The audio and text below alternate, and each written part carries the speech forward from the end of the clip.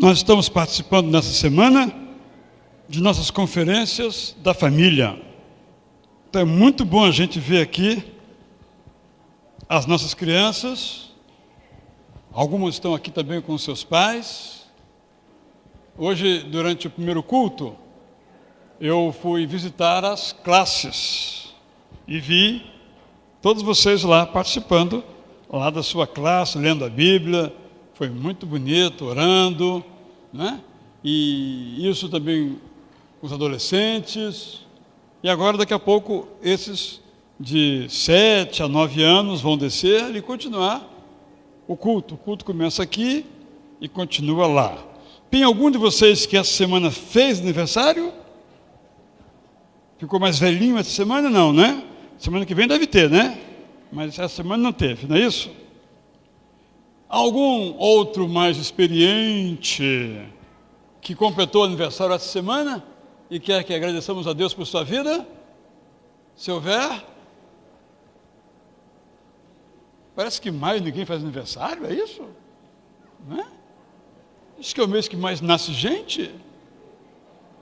Maio, dezembro, não, casa, né? Casa, né? Tem algum amigo, irmão, que pela primeira vez veio ao nosso culto hoje? Se houver, peço por favor de ficar em pé. A Neia é da primeira de Fortaleza, Ceará. Mas é carioca, ninguém é perfeito, tá certo. Pode sentar, obrigado. É que eu sou capixaba, entendeu? Há mais alguém pela primeira vez aqui conosco? Desejamos que você e eu, todos tenhamos aqui uma experiência de culto. Cultuar é ter um encontro com Deus, né? Falar a Ele, ouvir dEle, ser desafiado por Ele, confortado por Ele. Nós vamos tendo sonhos, projetos, uns se realizam, outros demoram, outros até não acontecem. E nós somos sempre chamados a perguntar, não é? O que é que Deus tem para nós? Eu sei que é uma frase feita, mas é verdade que Deus tem sempre o melhor para nós. Mas para saber qual é esse melhor, nós temos que estar em comunhão com Ele. Em comunhão estamos com Deus quando lemos a palavra dEle. E eu queria que você pensasse agora. Quantos capítulos da Bíblia você leu essa semana? Não precisa me responder. Não é? Quantas vezes você gastou mais de 5 minutos orando essa semana? É assim que nós conhecemos o que Deus quer para nós. Dedicando tempo a Ele.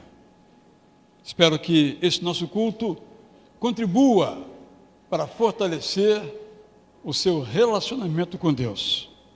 Estamos aqui exatamente para oferecer o nosso culto a Deus. Para dizer a Ele que Ele é a razão de ser da nossa vida. Como cantaremos, que Ele é supremo, isto é, não há nenhum outro acima dEle. Mas além de cantar, nós temos que pedir a Ele que nos ajude a viver aquilo que nós falamos. Enquanto a irmã Tamara nos separa uma música para Deus, eu quero lhe convidar a baixar os seus olhos, também as crianças, todos, todas, e em silêncio, o seu coração com palavras que só você sabe, você possa orar a Deus, dizer aquilo que você quer dizer agora.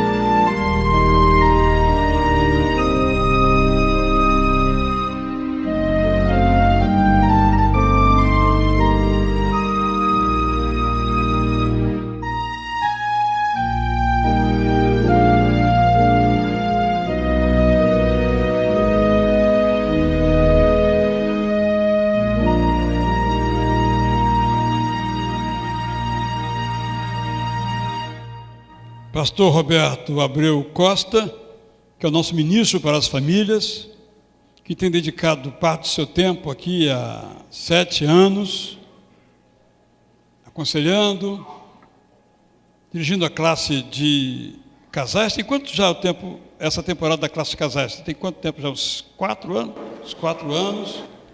20 casais ali participando, geralmente. Você, se não tem uma classe, pode ir com a sua esposa, com o seu esposo, obviamente, sempre às 9 horas.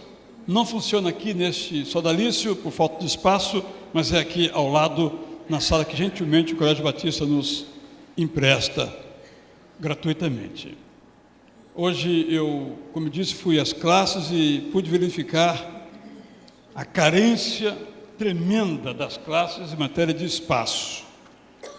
Mas também pude ver, como já mencionei, que enquanto vocês estavam aqui no primeiro culto, os do primeiro culto, seus filhos estavam nas suas classes. E fui ver quantos voluntários nós temos.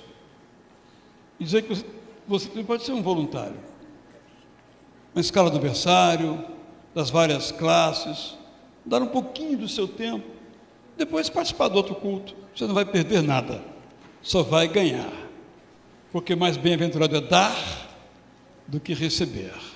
Pastor Roberto, então, por favor, posso então continuar agora. Quero agradecer mais uma vez todo o empenho e planejamento, todos que participaram, né? Planejaram para que tivéssemos esse tempo aqui de crescimento. Meus irmãos, é com alegria que a gente, mais um ano, trazemos à igreja a reflexão sobre a família. E o tema que nós escolhemos e estará conosco esses dias, com exceção de amanhã, na segunda-feira, que o pastor estará falando sobre a questão da ciência no homossexualismo. Eu acho que é um tema que está em voga aí fora. Eu acho interessantíssimo para a igreja tomar conhecimento do que pensa a ciência sobre o assunto. O pastor estará aberto para as perguntas, então se você tem alguma dúvida, não deixe de vir amanhã. E na terça e na quarta, o pastor Purim novamente conosco. A família, como disse no primeiro culto, eu gostaria de repetir agora, ela começa dentro da nossa casa. A igreja começa dentro da nossa casa, dentro dos nossos lares. Nós estamos aqui uma vez, ou 2, ou 3, ou 4 vezes por semana, mas é lá que começa a igreja, é dentro da minha casa que começa a igreja. É lá que eu devo ensinar os meus filhos a adorar, a cultuar ao Senhor. É lá que eu devo fazer isso todos os dias, para que eles possam crescer, conhecendo a palavra do Senhor, e para que possamos também juntos crescermos com as indagações dos nossos filhos. Que isso possa então ser uma prática constante na vida de cada um de nós. Vamos cantar esse hino 126 do cantor cristão, Louvai, louvai, Cristo, o meu bom mestre divino. Eu gostaria de te convidar então, para que você se colocasse de pé, para que pudéssemos então cantar esse hino com muita alegria, cheios de vontade mesmo de louvar ao nosso Deus. Nessa manhã que começou um pouco nublada, está um friozinho super agradável, né? Eu, por exemplo, gosto muito do frio. Carioca que gosta de frio é difícil, né? Mas eu gosto de 17 graus, 15 graus. E quando estamos aqui, sentimos o calor do Espírito Santo, sentimos a alegria do nosso Senhor. Possamos então carregar essa alegria para fora, quando lá fora estivermos, quando estivermos dentro do nosso lar. Estou com um grupo aqui de casais lá da minha classe. Alguns vieram pela manhã, um outro grupo aqui nesse momento. Como o pastor falou, temos aproximadamente uns 20 casais todo domingo lá com a gente. Então, se você tiver vontade de conhecer a classe, não quero tirar ninguém da sua classe, né?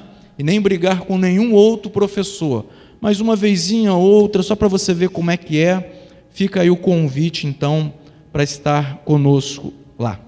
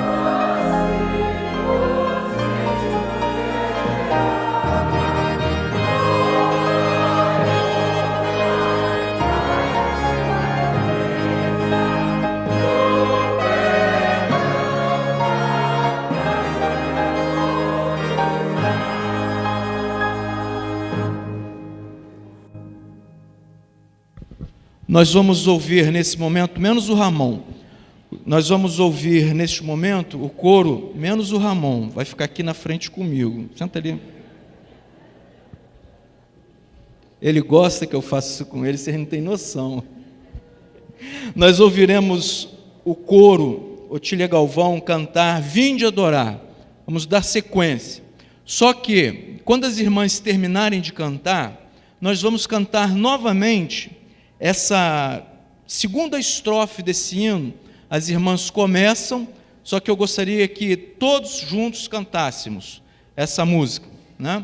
Vamos então ouvir o coro, e logo em seguida nós vamos cantar todos juntos, louvai, louvai, Cristo bom mestre divino. Toda a igreja então se colocará de pé depois, e nós vamos cantar essa música juntos, juntamente com o coro desse tão belo hino.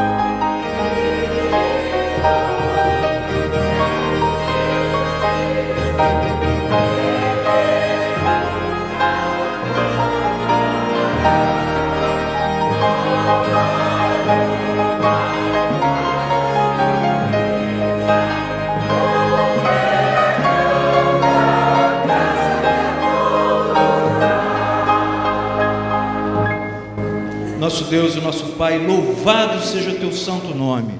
Louvado seja teu santo nome, ó Deus, pela alegria que o Senhor tem colocado em nossos corações. Louvado seja o seu santo nome, do Senhor Jesus, do Espírito Santo, por estar aqui no nosso meio, ó Pai. Muito obrigado, ó Deus, e continue nos dando essa alegria de poder cantar louvores ao teu santo nome, de poder glorificar-te, ó Pai. Em nome de Jesus, nós te agradecemos. Amém.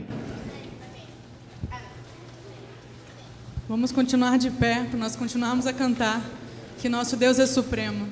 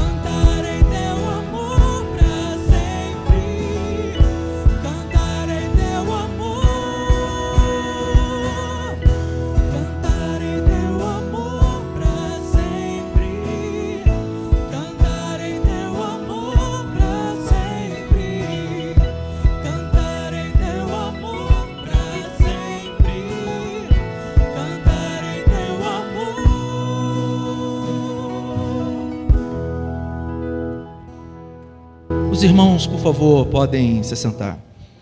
No primeiro culto eu convidei uma família para que estivesse à frente fazendo essa oração. Eu gostaria de convidar novamente mais uma família. A família Fiô, um pouquinho maior do que a primeira. Venham até aqui à frente, por favor.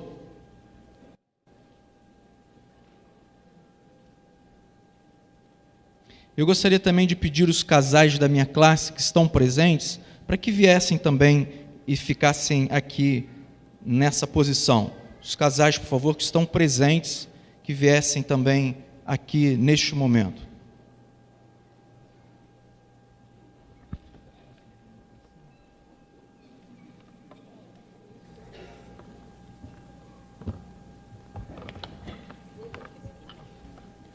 Tivemos um grupo na parte da manhã, e esse é um segundo grupo, alguns acanhados, sentados, mas eu perdoo. Cristo está me chamando a atenção aqui, família Fiolessa, né? Vou pedir a Cris então para orar, agradecendo a Deus por todas as famílias aqui presentes, por aqueles que estão em casa, nos assistindo, por aqueles que estão passando por alguma dificuldade, que só o Senhor sabe, que você possa então clamar a Deus por todas as famílias aqui. Oremos. Deus, muito obrigada mais uma vez, Senhor, porque sabemos que a Tua misericórdia se renova cada manhã em nossas vidas, e nós podemos Te louvar por isso, em meio às tempestades que a gente passa. Eu quero colocar nas Tuas mãos, Senhor, todas as famílias aqui representadas, da nossa classe ABT Casais, dessa igreja Itacuruçá. Senhor, Tu sabes o que se passa, Pai, na intimidade de cada lar. Tu sabes das dificuldades financeiras, emocionais, parentais. Senhor, cuida que a gente consiga sentir o Teu amor, a Tua mão, Senhor, nos sustentando, e que a gente se levante, Pai, com disposição, sabendo que o Senhor vai renovar as nossas mentes, o nosso corpo, o nosso espírito. Dá, Senhor, que essa igreja seja realmente uma referência de acolhimento, de amor, Senhor, para que a gente consiga arrebanhar pessoas, Senhor, para estarem cultuando a Ti. Muito obrigada, Pai, pela minha família. Muito obrigada por todas as famílias aqui. Que a gente continue seguindo os Teus caminhos, Senhor, não se desviando, Pai, e que sejamos luz no mundo. Eu Te peço isso, Te agradeço, em nome de Jesus. Amém. Obrigado, vocês podem se sentar e nós ouviremos mais uma vez o coro Otília Galvão.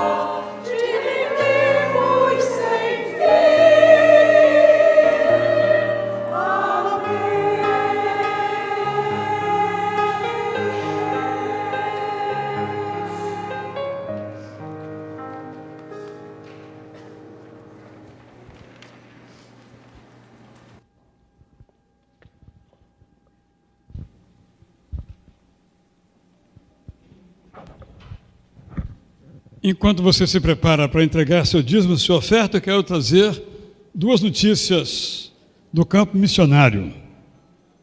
A primeira é que o pastor Samir e a Roberta escreveram para dizer que chegaram cansados, mas muito bem.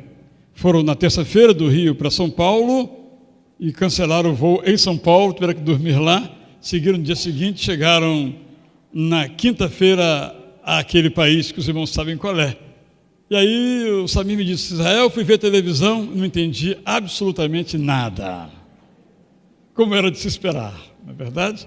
Mas já ontem, que lá é hoje, como é que é? Ontem, não, hoje que lá era ontem, bom, como os irmãos quiserem, ele já foi visitar uma igreja, né? E no caso uma igreja oficial, uma igreja permitida naquele país. Ele me pediu que eu agradecesse aos irmãos pelas orações. Estão muito felizes lá. A segunda vem do Afeganistão. Nosso missionário lá passou por um momento muito difícil, como já mencionei aqui, ele e a sua equipe, né? Em que eles estavam construindo uma escola para meninas. E no Afeganistão, meninas me ouçam aqui, só as meninas. No Afeganistão, as meninas não podem estudar, é proibido. Não é? O governo quer, mas um grupo rebelde não aceita. Então, esse grupo, quando eles voltavam da obra lá, abriu fogo, a queima-roupa contra o carro em que estavam. O nosso não estava nesse momento, mas tinha outros membros da equipe e um morreu na hora. E o outro brasileiro, mais um outro de outro país, fugiram, só levando um deles um tiro de raspão, mas fora de perigo. Então o susto foi muito grande, mas eles continuam confiantes em Deus, no cuidado de Deus e pretendem permanecer no país.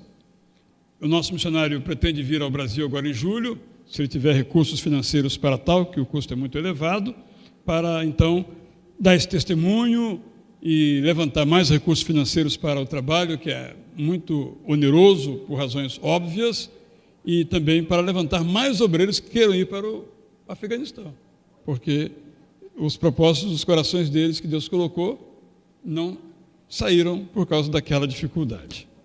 Vamos orar então, todos os dias. Com relação ao nosso pastor Samir, temos um imã de geladeira. Se você não pegou o seu, após o culto, por favor, então pegue o seu para você todos os dias se lembrar de orar por esta família que está ali naquele outro grande país também na Ásia. Qual a diferença de dízimo e oferta? Não vou falar sobre isso hoje, mas só vou dar um testemunho breve que ocorreu domingo passado. Uma irmã me procurou e disse como é que ela fazia, porque agora ela queria dar uma oferta todos os meses, porque há 38 anos ela lutava para ter uma casa própria. E, enfim, ela comprou a sua casa própria. Então ela disse: eu quero todos os meses dar uma oferta. Ela disse: eu sei que dízimo é dízimo, eu já o dou, mas eu quero dar uma oferta de gratidão a Deus. Como é que eu faço? Eu disse: basta colocar no envelope que é uma oferta. A oferta pode ser designada ou não. Quero que vá para o reforço escolar, quero que vá para missões, quero que vá para o programa de rádio, televisão, o jornal, qualquer outra atividade que você acha que deve ir, você pode designar, ou pode simplesmente colocar a oferta. É uma maneira de você registrar de modo bem efetivo e concreto a sua gratidão a Deus por aquilo que Ele já fez na sua vida. Aqui sempre sublinhamos essa dimensão de nossas ofertas. E vocês, crianças, também têm motivos para agradecer, né? Então, sempre que vocês vêm aqui, nós nos alegramos muito, seus pais estão ensinando a vocês também a agradecer. Então, eu quero chamar as crianças. Hoje vamos ver quais as duas crianças que não vieram ainda segurar as salvas, que não segurou nenhuma vez ainda. Essa aqui, então, a Gabriela. Então,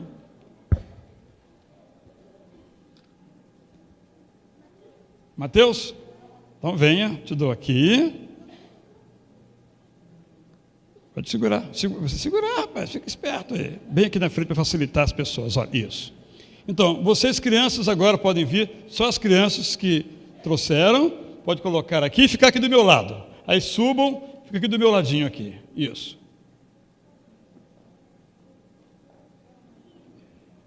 Agora venham todas, as que hoje não trouxeram, domingo que vem, domingo passado, venham todos. Porque depois que os adultos vierem, nós vamos orar e vocês vão para a segunda parte do culto, lá no Salão Allen, não é isso? Então, enquanto nós ouvimos a música instrumental, as crianças podem continuar vindo, com ou sem envelope, o importante é vocês virem, que vamos orar a Deus por vocês. Então, logo após os adultos virem aqui, vocês vão descer. Agora, então, ao som do instrumento musical, quem trouxe o seu dízimo e oferta adulto, pode colocar nessas salvas que as crianças estão segurando aqui para a gente.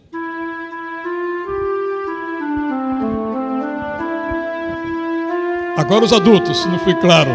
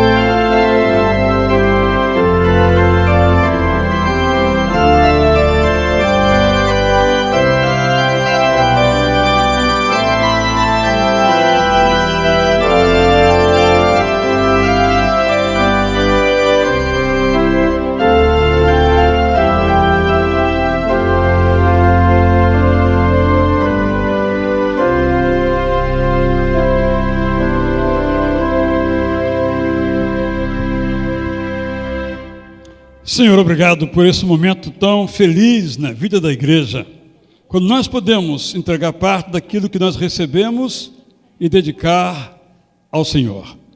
Também, Pai, te agradecemos por essas crianças, pelos seus professores, voluntários, que têm dedicado as suas vidas a ajudá-las também a te adorar, primeiramente aqui conosco e depois no seu espaço especial. Permita, Deus, que cada um deles, como nós também, possa todos os dias crescer, eles na altura e no conhecimento, e todos os outros no conhecimento da Tua graça. Abençoa-nos, ó Deus, te rogamos uma vez mais, em nome de Jesus. Ok? Então vocês podem ir agora com calma, sem pressa. Primeiramente os dois estão segurando.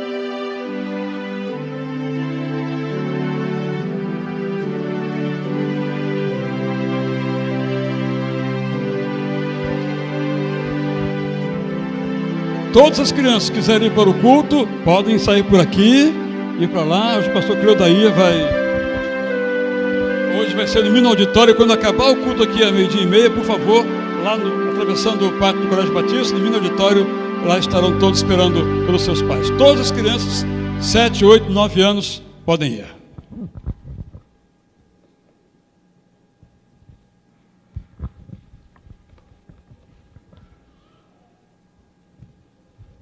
Nós teremos nesse momento um momento de gratidão ao Senhor e também de súplica ao nosso Deus.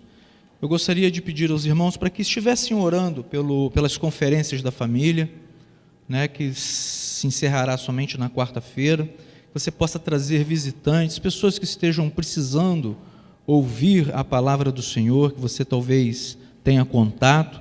Vamos aproveitar essa oportunidade que o pastor Purim vai estar conosco durante esses dias e convidar esses irmãos para vir. Um outro motivo de oração que eu gostaria de fazer aos irmãos é com relação ao período de oração na sexta-feira, jejum e oração.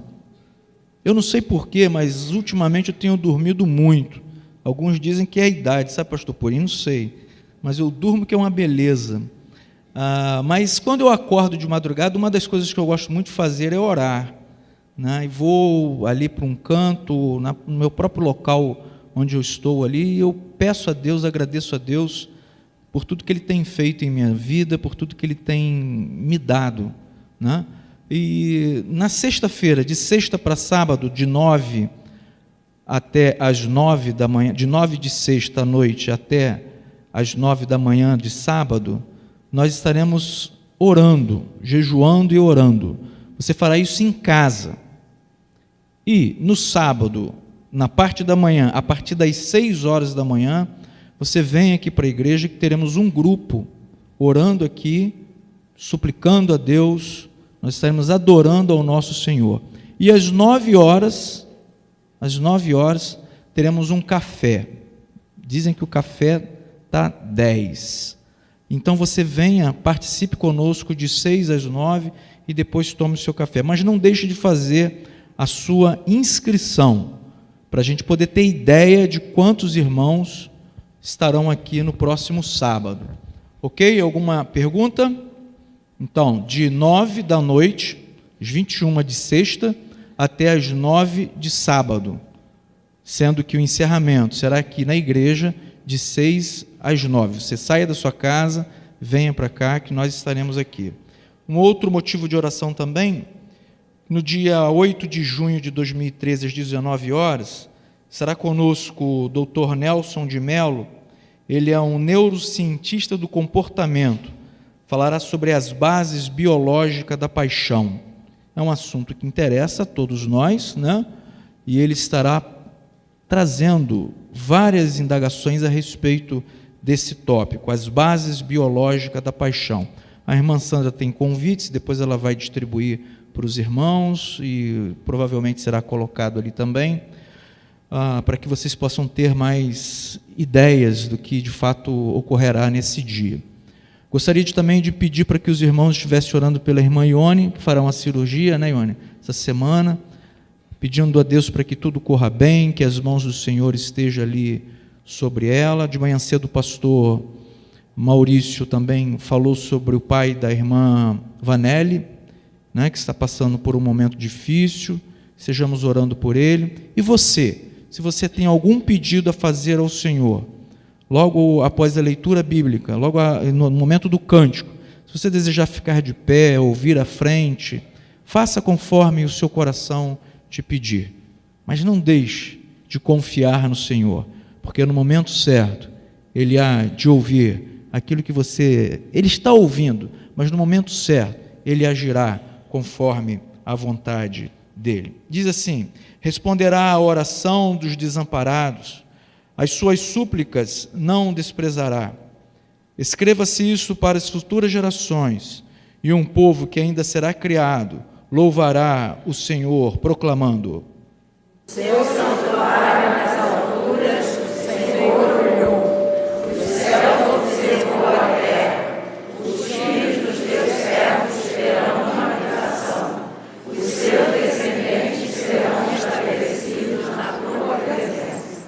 Enquanto nós cantamos esse hino, você então tem toda a liberdade de expressar ao Senhor aquilo que está dentro do seu peito, dentro do seu coração.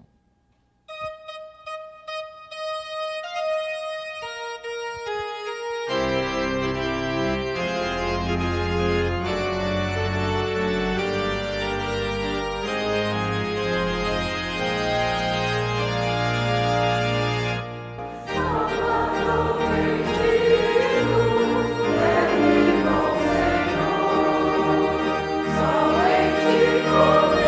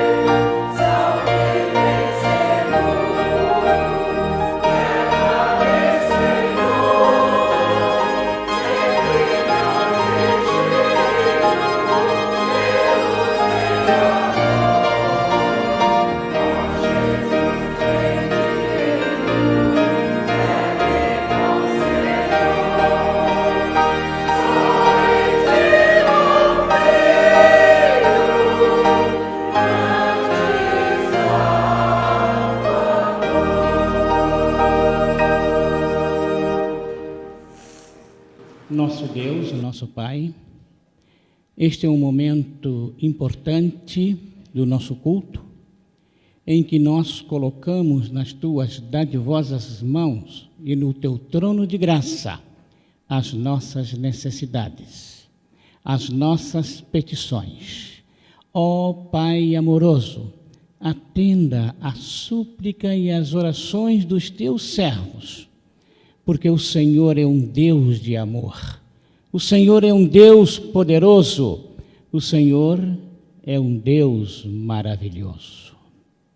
E agora, Senhor, de uma forma muito pessoal, quero orar pela mãe do meu querido irmão, que aqui está ao meu lado, que se encontra ingressada, Senhor, no CTI de um hospital.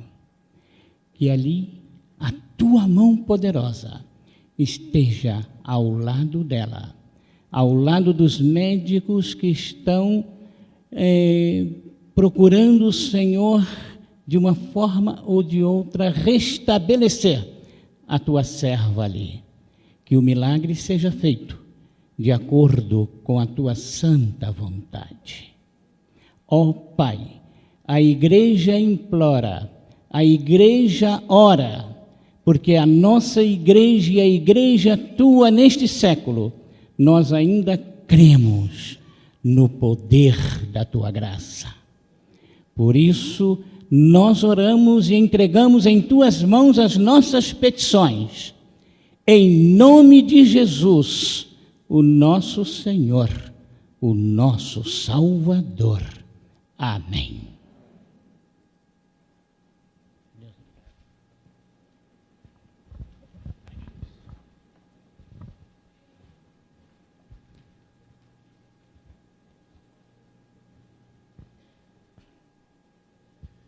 Conosco hoje está o pastor Purinho. Eu gostaria de convidá-lo para vir até aqui à frente. Nós vamos orar por ele mais uma vez. Pregará também na terça e na quarta-feira, né? E amanhã o pastor estará falando sobre a questão da homossexualidade e a ciência. Como a ciência vê o homossexualismo, a homossexualidade. Então, se você estiver em casa, não deixe de vir, venha. Poderemos então fazer perguntas ao pastor. Aqueles que têm alguma dúvida poderão vir, ouvir e perguntar. Na terça-feira, o Purim, como eu disse, estará conosco, e na quarta ele fará então o encerramento. Oremos. Deus, mais uma vez eu te peço pela vida do teu servo e da sua família. Te peço, Senhor Deus, que tu uses novamente a falar os nossos corações. Abençoe, Senhor Deus, rica e abundantemente a todos que aqui estão também, ó Pai, que possamos estar com as nossas mentes e os nossos corações abertos a ouvir a tua palavra. Oramos-te em nome de Jesus. Amém. Para quem não sabe, o pastor Purinho é de lá da Igreja Batista do Meia, né? De manhã cedo eu não falei, mas ele já é tão conhecido da gente, né? Que quando eu vejo como membro também da Itacuruçá, né?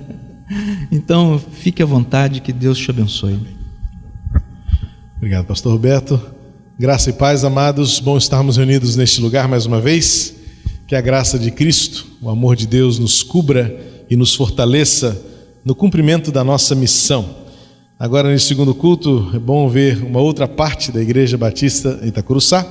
Trago o abraço da Igreja Batista do Meia, um abraço fraternal, um abraço carinhoso e vizinho, não é? Na nossa luta, num contexto muito semelhante, muito parecido, o desafio de testemunhar do amor de Deus em nossa cidade. Minha alegria é grande estar aqui com vocês mais uma vez. Acredito que há 2 anos passados, não é? Eu estive conosco, com vocês também aqui no Congresso de Família. Depois pude falar aos jovens no acampamento no ano passado. De fato, a nossa história tem convergido de forma muito agradável, muito abençoadora, e eu me sinto realmente grato ao Senhor e feliz por essa oportunidade de estar aqui. É sempre bom rever muitos amigos de família, amigos do coração, gente da nossa caminhada cristã de longa data, e eu fico feliz realmente por ver a obra do Senhor consolidando os nossos laços fraternais. Como disse no primeiro culto, é um privilégio estar aqui hoje, tanto nos 2 da manhã quanto nos 2 da noite, terça e quarta. Quero também pedir desculpas pela minha ausência amanhã, mas o nosso corre-corre acaba muitas vezes nos levando a problemas. E eu não percebi e marquei 2 compromissos no mesmo dia, que é amanhã, dia 20 de maio, e uma família muito querida também. Já vi até antes dos irmãos terem marcado comigo, já havia marcado na minha agenda, não percebi quando eu fui confirmar com o pastor Roberto, não atentei essas coisas de agenda eletrônica, tá num, tá no outro, agora acabei com isso, está tudo num lugar só. Mas na época ainda estava meio diversificado, eu tinha feito uma anotação e não percebi que já tinha um compromisso para amanhã. Então pedi um socorro ao pastor Roberto. Que bom que os irmãos têm o pastor Israel aqui, e certamente será muito bom ouvi-lo, ainda mais num tema tão presente, tão atual, que é esta questão da homoafetividade à luz da ciência. E que Deus abençoe os irmãos amanhã, e na terça-feira estaremos juntos novamente, se Deus assim permitir. Convido você a abrir a sua Bíblia na carta de Paulo aos Coríntios, a segunda carta de Paulo aos Coríntios, capítulo 5, versos 6 ao 17. Não é um texto usualmente utilizado para falar sobre família, mas na verdade eu sempre me desafio a tentar sair do quadrado um pouco. Evidentemente que você poderia citar de cor aqui muitos textos que a Bíblia fala sobre família especificamente, mas é bom lembrar e até revisitar este valor da vida cristã, de que a Bíblia é, do seu início ao fim, um livro de família. Deus escolheu a família para testemunhar do seu amor e do seu poder para toda a humanidade. Deus tirou Abrão de sua terra e o constituiu uma família para que ele fosse bênção para todas as famílias da nação, do mundo inteiro.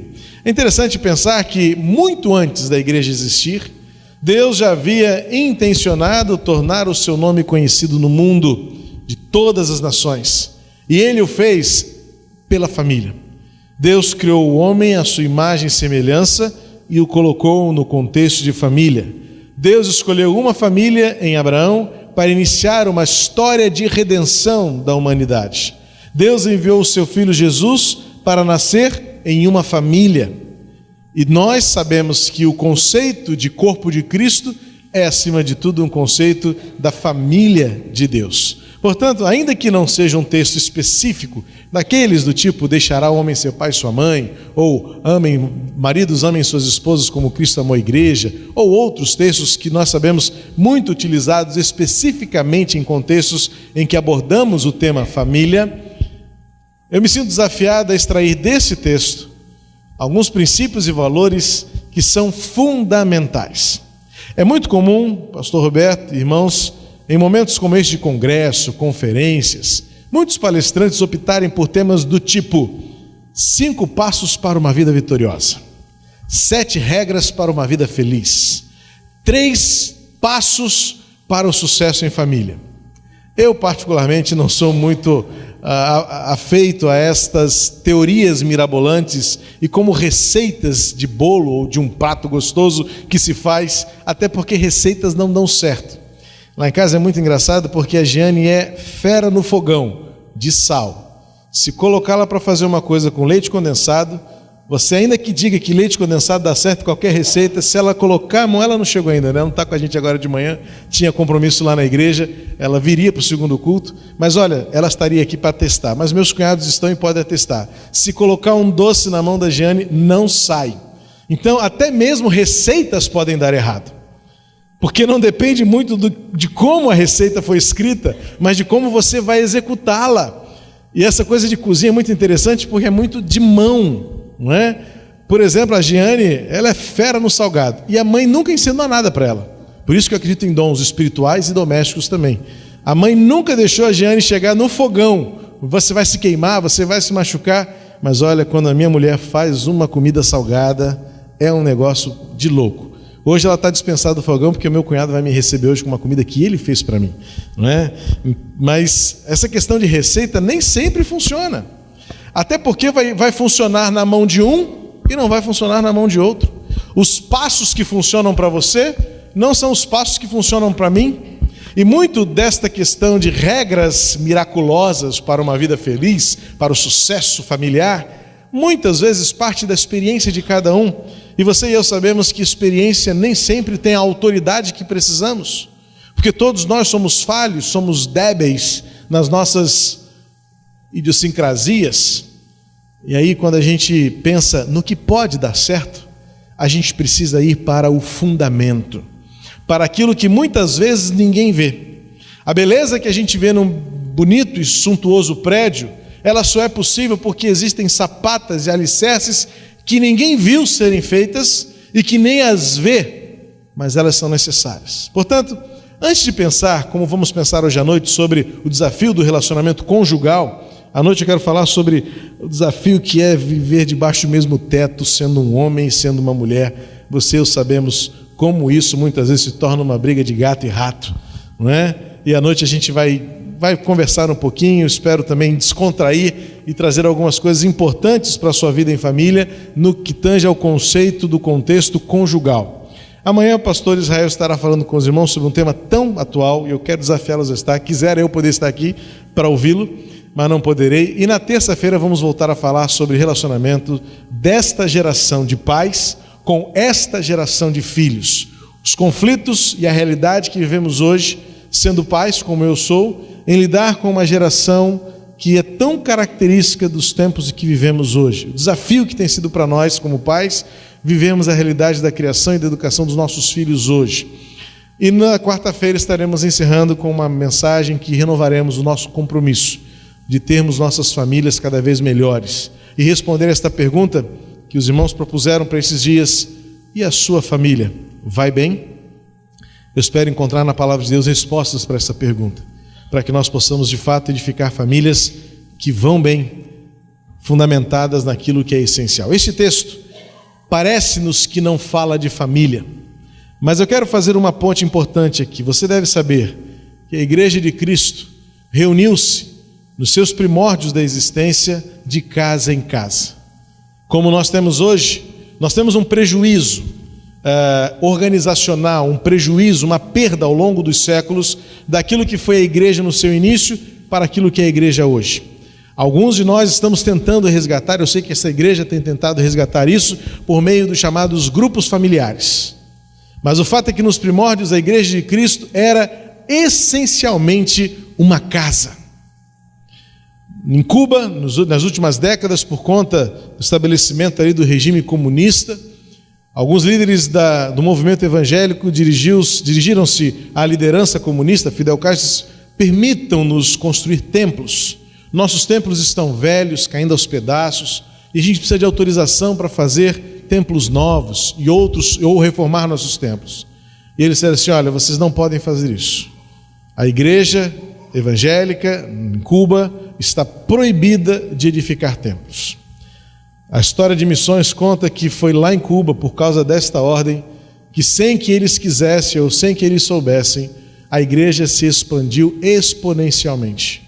Porque não tinham templos, muitas vezes a igreja precisou reunir-se nas casas. E foi dessa maneira que, resgatando por força da lei ou por força de um regime, de uma ideologia, que a igreja explodiu. É o que acontece na China, é o que acontece no Oriente Médio, é o que aconteceu décadas passadas na União Soviética. Quando o regime comunista caiu naquela região, surgiram crentes de vários lugares e disseram: estamos aqui. Eu sou de ascendência leta e nossa história lá na Letônia é muito semelhante a isso. Quando o comunismo acabou, tinha crente em vários lugares dizendo: mandem-nos líderes, porque nós estávamos aqui o tempo todo, escondidos em casa, testemunhando corpo a corpo, pessoa a pessoa, vivendo o Evangelho na sua essência, o Evangelho sendo lido na sala de estar, à volta de uma mesa de refeição, o Evangelho testemunhado por relacionamentos, mesmo quando não era possível, permitido cultuar como nós cultuamos aqui. Portanto, ainda que esse texto, num primeiro momento, possa nos parecer que não tem nada a ver com família, se a gente se lembrar que este texto certamente foi lido numa sala de estar de uma daquelas casas lá em Corinto, com crianças correndo de um lado para o outro, com mulheres preocupadas com a ornamentação, com a limpeza, porque mulheres são assim, né? Recebe visita, mas a casa tem que estar arrumada, a mesa de centro tem que estar bonitinha, a toalha da mesa tem que estar limpa, os talheres têm que ser organizados. O marido não, o marido quer conversar, o marido quer mostrar a casa. Vem ver minha casa, a cama está toda desarrumada. Mas você faz questão de mostrar a sua casa para a sua visita e a mulher fica uma fera com isso. Nesse contexto, de repente alguém fala assim: pessoal, o apóstolo mandou uma nova carta. A gente tem uma cópia aqui, vamos ler agora? E aí eles sentavam-se lá entre as crianças, no meio da comida, no meio do bate-papo, e de repente lia-se o que o apóstolo Paulo disse, e eles falavam assim: o que isso tem a ver conosco? E essa pergunta que eu quero fazer para você: o que isso tem a ver com você? Leia esse texto agora comigo, pensando nesse contexto.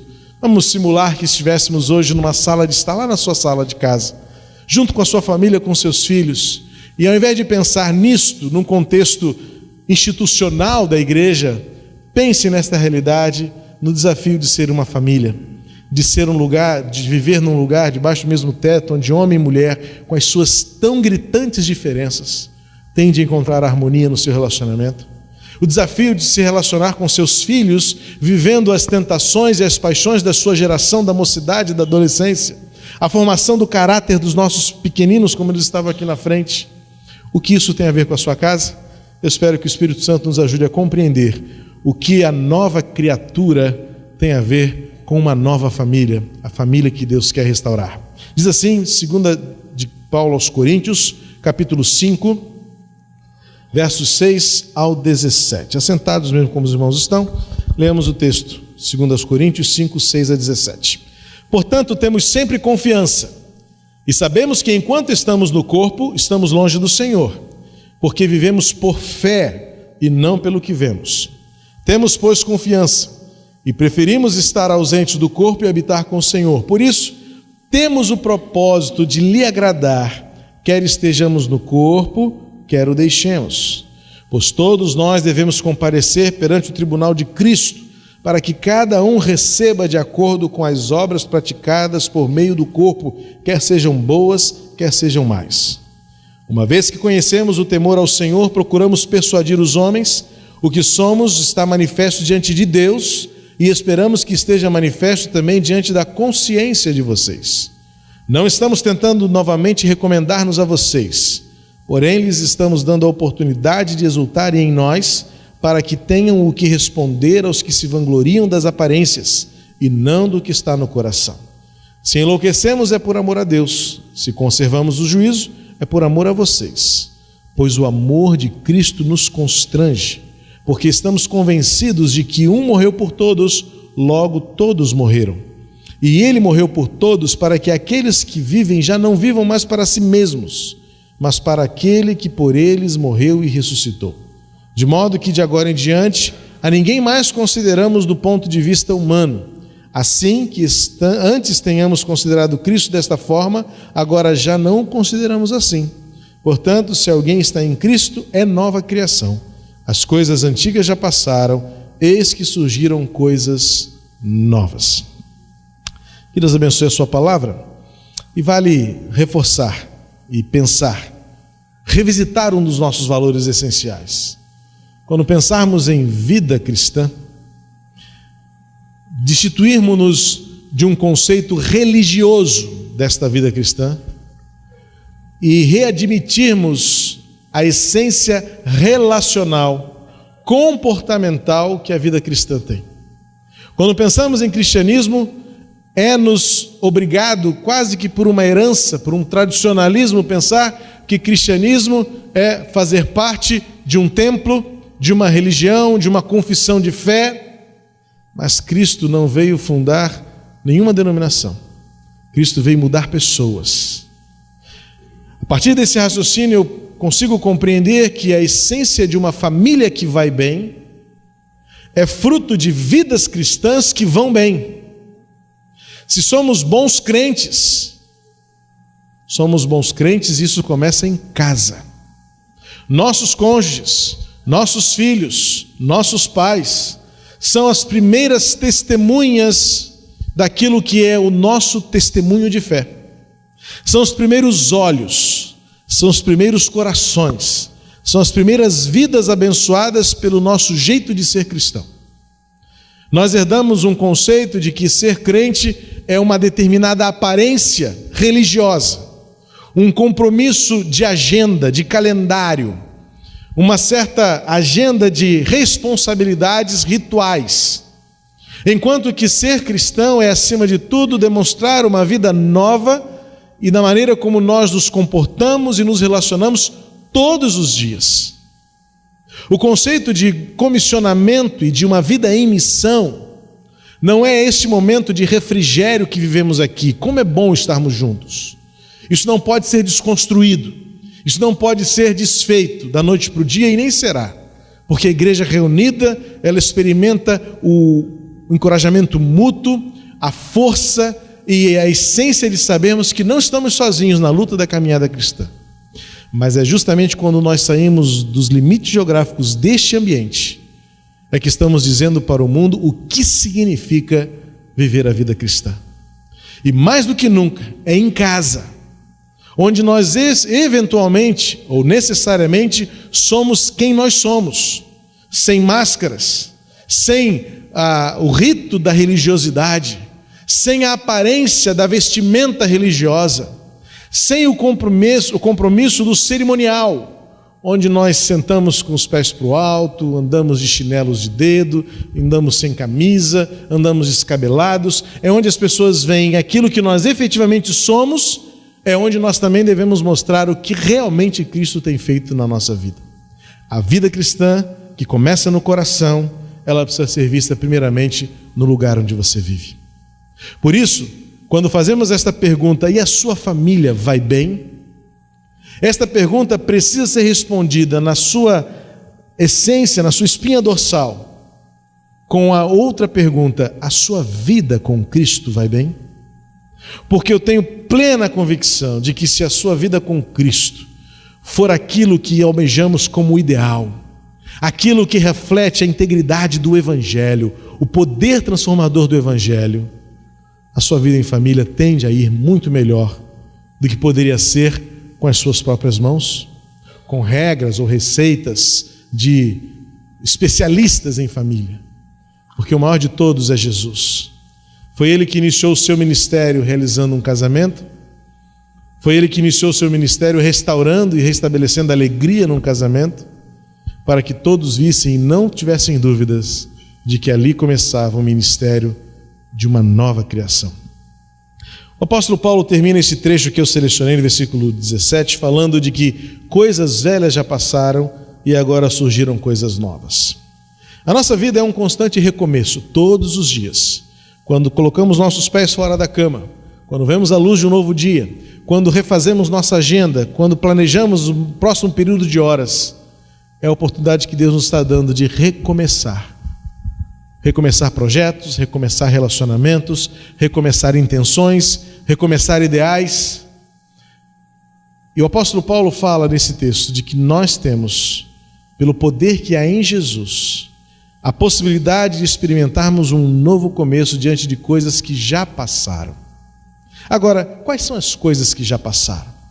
Talvez se eu perguntasse aqui, fizesse uma enquete, quantas coisas você gostaria que já tivessem passado e ainda não passaram? É importante que a gente não especule ou não conjecture o que poderiam ser coisas antigas que já passaram.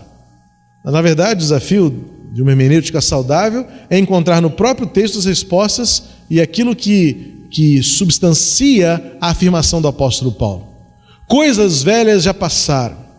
A geração do apóstolo Paulo muito se assemelha à nossa geração, sim. A gente tem por hábito quase poético ou literário de dizer, nossos tempos são os piores, nunca se viu, nunca na história deste país, nossa geração, esses filhos, essas crianças de hoje. Meu querido, enquanto o mundo é mundo, a essência do ser humano sempre foi a mesma. O que de fato mudou, e é um grande desafio para nós, é a tecnologia. Mudaram os métodos, encurtaram-se as distâncias, mudaram-se muitas realidades. Mas na essência, quando se fala em pessoas, o ser humano é sempre o mesmo.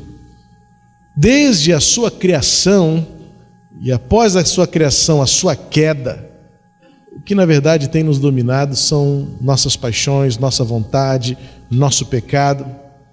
E para que nossas famílias vão bem, é preciso que a gente inicialmente perceba o que significa ser, ou aquilo que significou para Paulo referenciar ou declarar como coisas antigas. Ou seja, o que marcava a geração do apóstolo Paulo e também o que continua marcando até hoje as pessoas. Mais do que nunca, o apóstolo Paulo falava a uma geração que já vivia em dúvidas. Tanto é que Paulo inicia o trecho que lemos dizendo: temos certeza. Para que alguém tenha certeza é necessário que alguém tenha alguma dúvida. E já naquela época existia, no contexto de fé, no contexto de relacionamento, pessoas marcadas pela dúvida. E de fato, se nós olharmos para a nossa geração, vamos ainda perceber que o ser humano é decaído no pecado, fruto das suas incertezas e das suas inseguranças. E de fato, nossa geração hoje vive uma realidade por conta dessas mudanças tecnológicas, a informação que chega rápido demais, dúvidas todos os dias, insegurança todos os dias mais, segurança cada vez mais presente em nosso contexto, e o homem tentando com suas próprias mãos edificar seus próprios muros, suas próprias grades, sua própria segurança. Mas de fato, percebendo as mudanças do nosso tempo, a nossa geração também vive o desafio de viver a certeza diante de tantas dúvidas que se levantam todos os dias. Ontem era uma coisa, hoje já não é mais. Essa semana eu recebi em meu e-mail uma notícia e mandei rapidamente para a Giane, porque ela precisava saber disso. O cientista declarou que pessoas gordas vivem mais. Para mim foi a melhor notícia da semana. E mandei para ela todo feliz. Querida, olha, o cara disse que os gordos vivem mais. E ainda falava assim: diferentemente do que todos diziam até hoje, as pesquisas mostram que os gordos vivem mais. Ela mandou para mim assim: matéria patrocinada. Não sei, há dito. Mas na verdade, há algum tempo diziam que carne de porco matava. Mais recentemente alguém disse que carne de porco faz bem para a saúde. Isso gera, de fato, na humanidade de todos os tempos, esta inconstância nos valores, nas afirmações, a ciência descobrindo e redescobrindo coisas todos os dias. Gera no nosso ser uma incerteza de: será que no que eu acredito é a verdade? Será que o que eu estou vivendo é o que tem de ser vivido? O ser humano vive na sua essência a possibilidade de caminhar em dúvidas, em incertezas. E isso gera um segundo problema na nossa existência, que é o egoísmo. Paulo retrata na sua descrição aqui que ele estava disposto a não viver para agradar os outros, nem para viver de aparência. E já na época de Paulo existia o problema de pessoas que estavam preocupadas com a aparência, tentando impressionar uns aos outros. E aqueles que vivem de aparência vivem uma grande mentira. E um dia a casa cai, a máscara derrete. E por isso isso vai refletir então uma sociedade que está muito mais preocupada consigo mesma, individualmente. E isso é um discurso que vai contra os valores da fé cristã, em que o princípio elementar é o princípio da mutualidade. Os verbos do Novo Testamento, todos eles estão conjugados na forma mútua, uns aos outros. As ações e as atitudes sempre têm como base o outro. E muitas pessoas querem ser família, querem encontrar o seu par perfeito, e a desculpa é: eu quero alguém que me faça feliz. E enquanto a sociedade vive esta insegurança de que não será capaz de encontrar alguém que lhe faça feliz, e vive na busca ansiosa a favor dos seus próprios desejos, da sua própria vontade, uma mente dominada pelo pecado que diz: você merece, você faz por onde, você tem todo o direito de ser feliz. Quantas vezes eu ouço isso, especialmente quando estou na prática da clínica pastoral. Algumas pessoas chegam para o pastor e dizem: pastor, eu mereço ser feliz. E então diz: e por isso eu estou desfazendo o meu casamento, porque eu estou muito infeliz na minha família. Ou então: é por isso que eu vou casar com fulano ou beltrano, mesmo sabendo que fulano ou beltrano não não tem o perfil, não tem a essência daquilo que nós acreditamos, e a pessoa diz: mas eu quero ser feliz. Uma geração e uma sociedade marcada por dúvidas, pelo egoísmo, e aí por mudanças rápidas. E se a gente não estiver atento a essas mudanças de comportamento, de tecnologia, de metodologia, até mesmo de linguagem, nós ficamos no bonde da história para trás. Existem pais hoje que não conseguem acompanhar seus filhos, não é por questão de temperamento, não é por questão de tecnologia, não é por questão de dinheiro, não posso dar tudo que meu filho quer, não, é porque não sabem comunicar-se com eles. Não entendem sequer a linguagem, porque hoje em dia a molecada fala: e aí, beleza, tudo bem, cadê, qual é, tá ruim, deu ruim. Você, deu ruim? O que é isso? Deu ruim. É a novidade da menina. Novidade não, né? Porque já faz tanto tempo, já tem coisa nova no mercado linguístico dessa geração. E o que você está falando, menino? Ih, meu pai é careta, não entende nada do que eu falo. Então o problema não é dinheiro, o problema não é temperamento, o problema não é saúde. Muitas vezes a essência é a comunicação. E as nossas gerações passadas se esquecem que elas também viveram esses mesmos problemas. Eu costumo dizer o nosso pessoalzinho de cabeça branca lá da igreja, e eu estou nessa também já, né, pastor Roberto? Fala assim: meu irmão, você se esquece que você já foi adolescente? E que como adolescente você deu as mesmas preocupações para os seus pais? Você se esquece que quando você era junior, você também aprontava? Hoje eu vejo as crianças correndo lá na igreja e tal, e vem uma pessoa: não pode correr. Eu falo assim: você esqueceu que você também adorava ficar no púlpito correndo?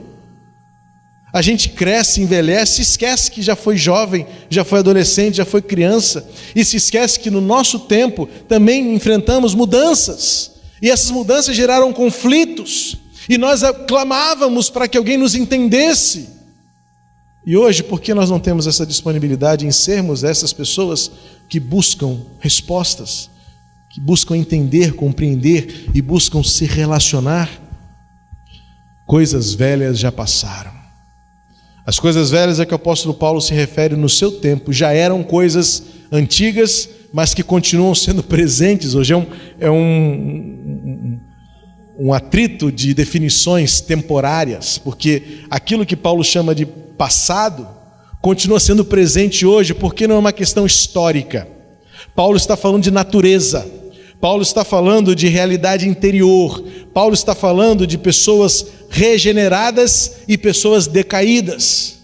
E como pessoas decaídas pelo pecado, sem a regeneração de Jesus, temos a tendência de vivermos para nós mesmos, de vivermos inseguros das nossas escolhas, das nossas convicções, e não acompanharmos bem as mudanças que o próprio Deus vem operando na nossa vida, e compreendermos o que é que Deus está fazendo. Mas isso é possível, e o próprio apóstolo Paulo diz qual é o caminho da novidade, qual é o cerne da questão. Ele diz: porque um morreu por todos, e este mesmo que morreu por todos ressuscitou. Queridos, não existe, não é possível uma vida cristã na sua essência sem nós resgatarmos aquilo pelo que somos crentes. Cristo morreu por nós e Ele ressuscitou. Entender e recuperar e declarar como novidade de vida todos os dias que o que somos e o que temos é porque Cristo morreu na cruz e Ele ressuscitou. Renova em nós, reacende a chama daquilo que nos faz permanecer vivos. Saber que Cristo morreu por nós lá na cruz dá-nos a certeza de que Deus nos ama. Não importam as circunstâncias, seja qual for a situação, seja qual for a dor, a perda, o luto, a crise, a falência, seja o que for, se eu creio que Cristo morreu por mim, não importa o que os meus olhos veem, versículo 7 do texto que lemos, mas a fé que eu tenho que Cristo morreu por mim é que Ele me ama independentemente das circunstâncias. Significa que Deus agiu em resgate e Ele tomou a iniciativa. Quantos de nós nesta geração presente temos ainda muita dificuldade em declarar com toda a convicção: Deus me ama, não importam as circunstâncias. Eu posso estar chorando, eu posso estar sofrendo, eu posso nunca me casar, eu posso nunca ter filhos, eu posso perder o meu marido amado, a minha mulher amada, posso perder meu filho precocemente, mas uma coisa eu tenho convicção: Cristo é a revelação do amor de Deus por mim. Isto me mantém de pé, isto renova a esperança, isto me dá a certeza de que a minha vida tem sentido. A ressurreição de Jesus é a expressão máxima do poder de Deus sobre todas as coisas. Se Ele fez Cristo ressuscitar da morte, quanto mais Ele pode também fazer reviver uma chama do amor, um relacionamento partido, um coração traído, um filho abandonado, um casamento destruído. O poder da ressurreição é o que revela o poder absoluto de Deus sobre toda e qualquer circunstância. Portanto, não adianta tratar de regras terapêuticas para a família, se primeiro não visitarmos a essência da nossa fé cristã e restabelecer, reestruturar a nossa casa sobre esses dois alicerces. Cristo morreu na cruz por todos e ressuscitou. Por isso eu posso renovar em meu coração coisas nunca vistas. Primeiramente, a confiança. Em contraste com uma geração que vive em dúvida, uma humanidade que vive suas incertezas. O versículo 6, o apóstolo Paulo começa dizendo: por isso temos confiança. A confiança de que a vida vale a pena, a confiança de que a família pode dar certo. Diante de uma sociedade tão mesclada de convicções e de ideologias, e que oferece-nos tanta incerteza, a fé e a certeza de que Cristo morreu e ressuscitou renova em nós a convicção de que vale a pena confiar.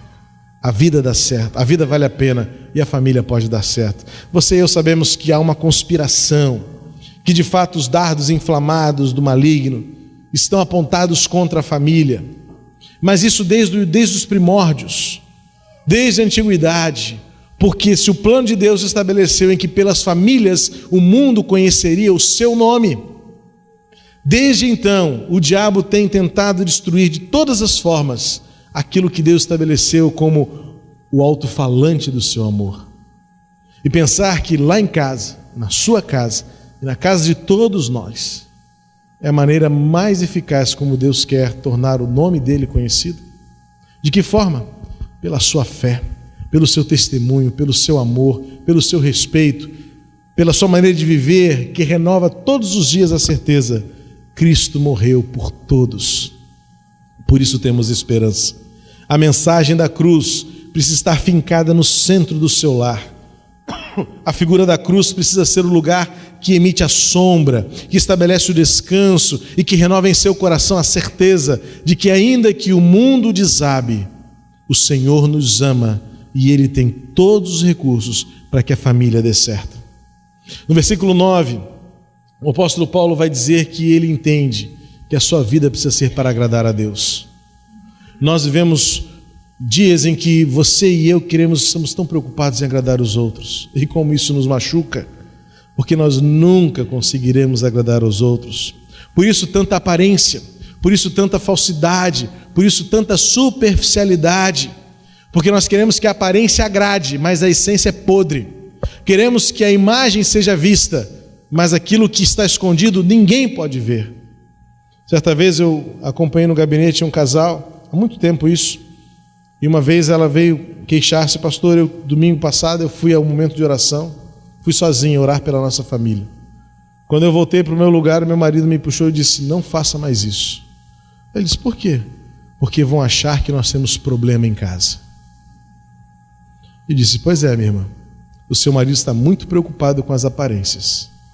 E o resultado disso é que pouco tempo depois nós tivemos de viver a tristeza de um casamento dissolvido, porque não se teve a coragem de reconhecer a cruz de Jesus, o lugar onde devo levar as minhas lutas, as minhas dores e as minhas lágrimas, e viver para agradar a Deus, viver para dar alegria ao coração do Senhor, não para fazer o que o mundo determina. A coragem de ser diferente, a coragem para andar na contramão se preciso for, mas mostrar que vale a pena crer que Cristo morreu por nós e que Ele está vivo e a nossa esperança viva, aquilo que nos move em qualquer circunstância. As perdas, as crises, as falências, tudo isso diante da cruz de Jesus recebe um significado de eternidade. Não importa a dor que sintamos hoje, mas a esperança viva nos faz olhar adiante e ver: tudo poderá dar certo. Versículo 10 e 11, o apóstolo Paulo diz que o que marca uma vida transformada, famílias que vão bem, além da confiança e além de agradar a Deus, é o temor ao Senhor. Temos temor ao Senhor e temos consciência de que daremos contas a Deus de tudo aquilo que fizemos ou deixamos de fazer. Palavras do apóstolo Paulo. Isso significa, queridos, que eu terei de dar explicações ao Senhor. Hoje, entre nós, no nível de relacionamento, eu posso muito bem me justificar e dizer: foi a mulher que tu me deste, como fez Adão. São meus filhos que não me deixam agir corretamente. Ou então são meus pais que não me dão exemplo. Mas é o pastor da igreja. Mas a minha igreja. E nós temos muitas desculpas para justificar aquilo que nós somos ou fazemos ou deixamos de fazer. Mas no final, lá no tribunal, diante da eternidade, eu creio que Jesus olhará para nós e perguntará assim: por que você não amou mais? Por que você não foi um pouco mais fiel? E por que você não perdoou? E antes que você diga: por que meu pai, por que minha mãe, por que meu pastor, por que minha igreja, Jesus dirá: mas o que você fez com o amor que eu lhe dei? É por isso que o versículo 14 é tão forte, quando fala que o amor de Cristo nos constrange, porque Ele nos amarra e Ele nos deixa sem respostas, sem justificativas, porque diante de Cristo nós só teremos uma resposta: porque eu não quis. Porque Ele nos deu todo o recurso, pela sua cruz e pela sua ressurreição, para que você e eu sejamos diferentes e melhores. Melhor marido, melhor esposa, melhores filhos, melhores pais, e até mesmo melhor sogra é possível que seja. Porque Cristo morreu por todos e nos deu uma nova vida. As coisas velhas já passaram, nós podemos ser novas pessoas. Nossas famílias podem ser diferentes. Nossas famílias podem ir melhor, podem ir bem, se você e eu entendermos que a essência da nossa vida, do nosso testemunho, é que Cristo morreu na cruz por nós e Ele está vivo. Se tivermos crentes que vivam esta verdade de forma mais contundente, mais corajosa, mais motivada, sabendo que a razão de sermos o que somos, de fazermos o que fazemos e de termos o que temos é porque Cristo morreu na cruz e Ele está vivo, lembra-nos que Deus nos ama e que o poder de Deus nos faz sair da sepultura para uma nova vida. Talvez muitas famílias tenham vivido dias, estejam vivendo tempos de sepultura, mas eu creio no poder da ressurreição, que transforma coisas velhas em coisas novas. E o amor de Cristo nos dá uma única possibilidade: sermos melhores do que nós temos sido até aqui. Que nesses dias você reflita comigo e que a palavra de Deus continue falando ao seu coração, de que pelo poder da ressurreição de Jesus e o amor revelado lá na cruz, você e eu sejamos novas criaturas, para que nossas famílias sejam também novas e o mundo, de uma vez por todas, saiba e reconheça: não há outro Deus como o nosso Deus. Que Deus nos abençoe, em nome de Jesus. Amém, pastor. Vamos cantar então o hino 369 do HCC, Cristo Bom Mestre, Eis Meu Querer. Eu gostaria de lembrar aos irmãos que logo após o culto nós temos um almoço aqui na igreja. Aqueles que quiserem participar, por favor, procurem a Lúcia, o Mateus, que eles estão com os ingressos, eu não me recordo, acho que é R$15 o almoço, e você então é o nosso convidado.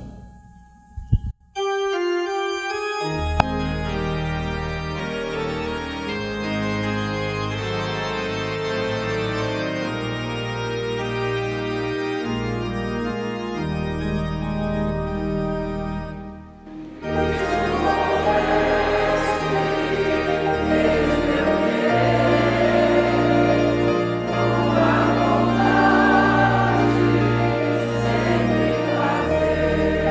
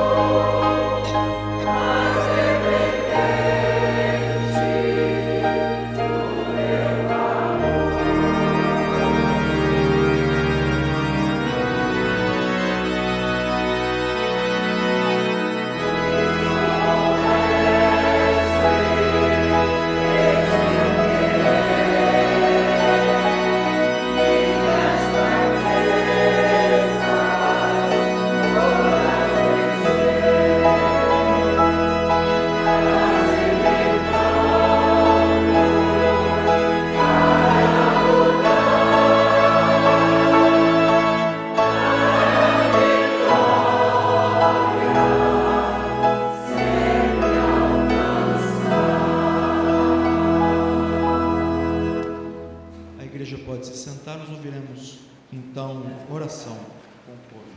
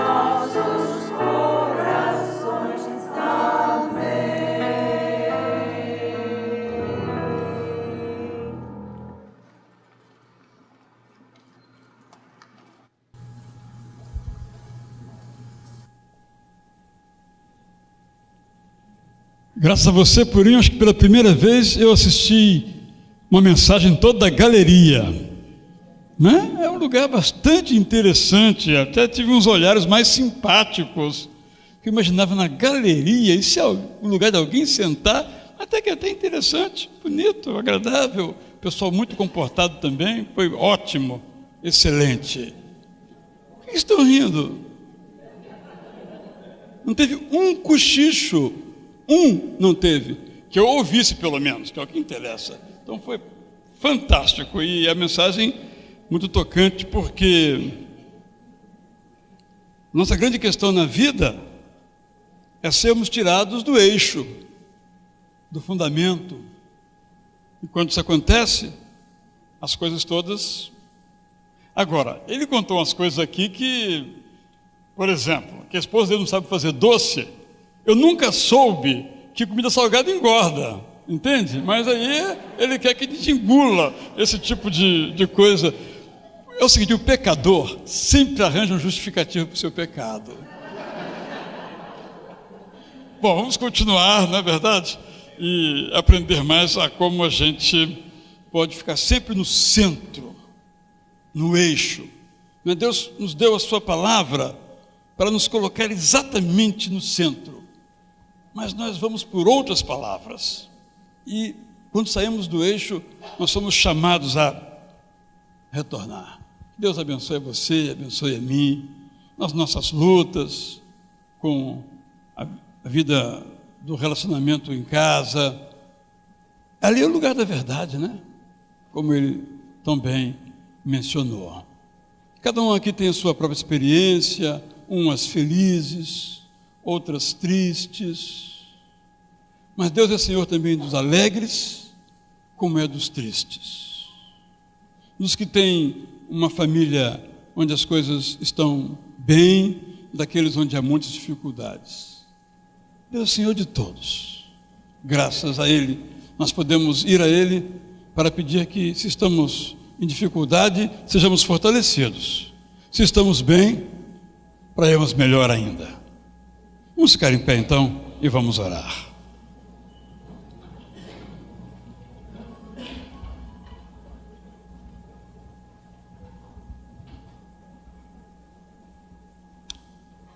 Aqui estamos, Senhor, diante de Ti que conhece os nossos corações.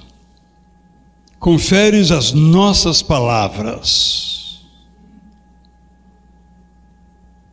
E nós sabemos que não adianta de dizermos palavras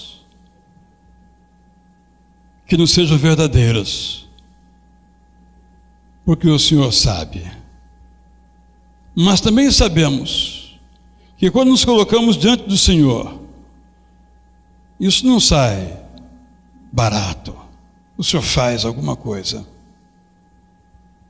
O Senhor espera apenas que nós queiramos que o Senhor faça. Aqui estamos, ó Deus, para dizer: faça. Faça nas nossas vidas aquilo que o Senhor quer fazer.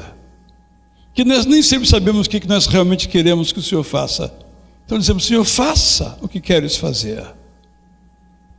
Modela, molde as nossas vidas, para sermos cada vez mais parecidos com Jesus Cristo. Faz-nos filhos cada vez mais ligados a seus pais, porque olhando para Jesus. Faz-nos cada vez mais pais e mães que amem a seus filhos, porque estão ligados em Jesus. Faz-nos cônjuges cada vez mais apaixonados uns pelos outros, porque ligados em Jesus. Senhor, te rogamos que supras as nossas necessidades, as nossas deficiências.